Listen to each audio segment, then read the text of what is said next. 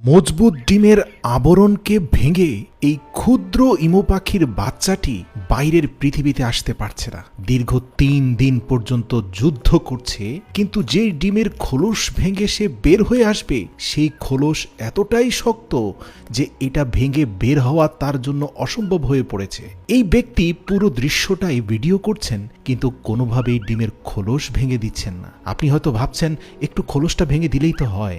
না ভাই, এই শক্ত মজবুত খোলস যেই বাচ্চা ভেঙে বের হতে পারবে সেই বাইরের পৃথিবীর সাথে যুদ্ধ করে টিকে থাকতে পারবে। এটাই হচ্ছে পৃথিবীতে আসার পথে তার সর্বপ্রথম টেস্ট। আমাদের জীবনটাও এমন, যেই শিশু যত বেশি স্ট্রাগল দেখবে সেই বড় হয়ে সবচেয়ে বড় যোদ্ধা হবে, পরিবারের যোদ্ধা, দেশের যোদ্ধা, জাতির যোদ্ধা। তো ভিডিওতে আপনারা যে বাচ্চাটিকে দেখতে পাচ্ছেন সে কিন্তু গত ৩ দিন পার হয়ে ৪ দিনে পড়েছে। তার পাশাপাশি অন্যান্য বাচ্চারা ডিমের খোলস ভেঙে ঠিকই বের হয়ে এসেছে, কিন্তু সে পারছে না। ধৈর্য হারাননি এই খামারি। মুখটাকে কাছে নিয়ে তিনি অক্সিজেন দেওয়ার চেষ্টা করছেন, গরম বাতাস দেওয়ার চেষ্টা করছেন যাতে সে ভেতরে বেঁচে থাকে। কিন্তু তাই বলে পৃথিবীতে আসার সবচেয়ে বড় যে পরীক্ষা, সেই খোলস ভেঙে দেওয়ার কাজটা তিনি করছেন না। এটাই আপনাকে করতে হবে। আপনার সন্তানকে যুদ্ধ করা শেখাতে হবে, আপনার সন্তানকে যুদ্ধের জন্য প্রস্তুত করতে হবে, কিন্তু সন্তানের যুদ্ধ নিজের ঘাড়ে উঠিয়ে নেবেন না। এতে আপনার সন্তান দুর্বল হয়ে যাবে, সেলফ ডিপেন্ডেন্ট না হয়ে আপনার উপর নির্ভরশীল হয়ে উঠবে। একবার ভাবুন, যখন আপনি থাকবেন না এই সন্তান কত সংকটে পড়বে। প্রিয় দর্শক, আমি অনুরোধ করব এই ভিডিওটা শেষ পর্যন্ত দেখুন, কারণ এই ইমু পাখিটির ঘটনা আমার আপনার জীবনের সাথে ওতপ্রোতভাবে জড়িয়ে আছে।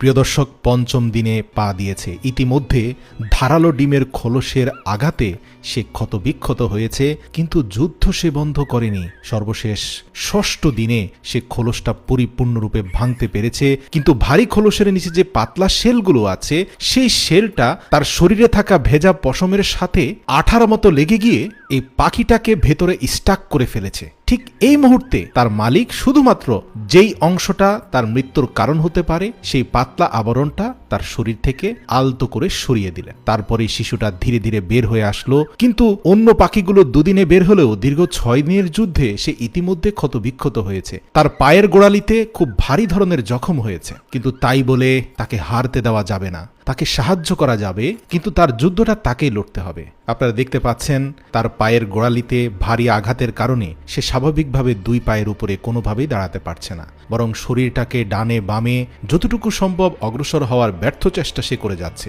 এই ছোট ইমু পাখির বাচ্চাটিকে যতটুকু সম্ভব তার মালিক সাপোর্ট দিয়ে যাচ্ছেন যেন সে নিজের পায়ে দাঁড়াতে পারে। তার মালিক দীর্ঘ 1 সপ্তাহ অপেক্ষা করেছেন, কিন্তু দেখতে পাচ্ছেন কোনোভাবে সে তার 2টি লম্বা পাওকে সমান্তরালভাবে রাখতে পারছে না। তাই তিনি খুব কায়দা করে একটা রাবার স্ট্রিপের কাপড় তার 2 পায়ের মধ্যখানে টানা বা সাপোর্ট হিসাবে লাগিয়ে দিলেন, যাতে 2টি পা একটা থেকে আরেকটা সমান্তরালভাবে থাকে, সে তার বডির স্ট্রেংথ খুঁজে পায়। তো এই সাপোর্ট দিয়েও দীর্ঘ 3 দিন প্রচেষ্টার পরেও সে সোজা হয়ে দাঁড়াতে পারেনি। তাই তিনি একটা আপার সাপোর্ট আর একটা লোয়ার সাপোর্ট দিয়ে সে ইমু পাখির বাচ্চাটিকে নিজের পায়ে দাঁড়ানোর জন্য সহযোগিতা করতে লাগলেন। এমনকি ছোট ছোট রাবার ব্যান্ডও তিনি লাগালেন। অর্থাৎ এখানে সর্বোচ্চ চেষ্টা করা হচ্ছে এই ছোট্ট পাখিটাকে নিজের পায়ে দাঁড়াতে সাহায্য করার জন্য।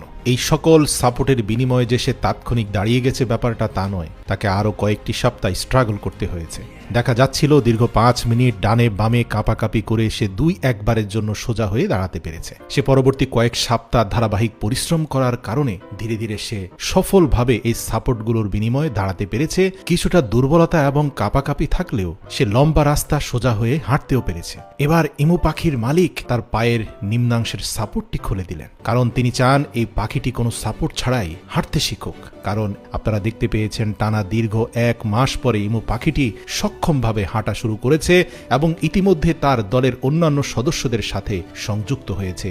এখন তাকে আর দুর্বল মনে হচ্ছে না, সে অন্য সকল সবলদের সাথে মিলেমিশে একাকার হয়েছে। মনে রাখবেন, আপনার জীবনটাও এমন। হয়তো সাময়িক দুর্বলতা অন্যদের থেকে আপনাকে পিছিয়ে দিয়েছে, তাই বলে হেরে যাবেন না। যুদ্ধ করতে থাকুন, সংগ্রাম করতে থাকুন, চেষ্টা সাধনা জারি রাখুন। মনে রাখবেন, আল্লাহ ধৈর্যশীলদের সাথে আছে। আপনার দুর্বলতা হয়তো আপনার যাত্রাকে দীর্ঘ করবে, কিন্তু গন্তব্যের পথে বাধা সৃষ্টি করবে না।